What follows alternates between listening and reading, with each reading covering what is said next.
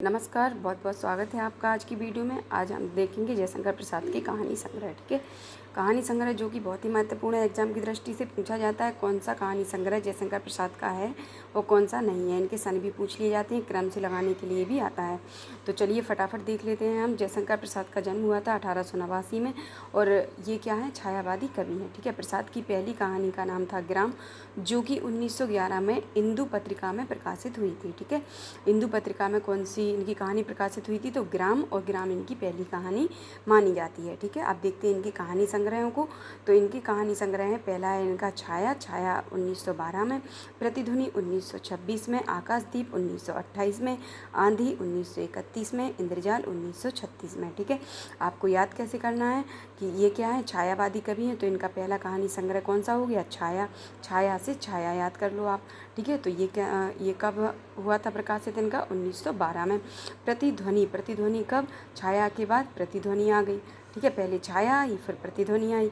तो प्रतिध्वनि कब आई, 1926 में आई। ठीक है, तो छाया, प्रतिध्वनि, आकाशदीप।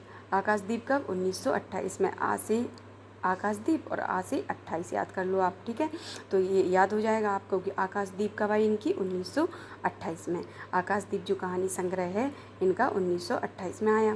आंधी, आंधी 1931 में। आंधी कब आ गई, 1931 में आई।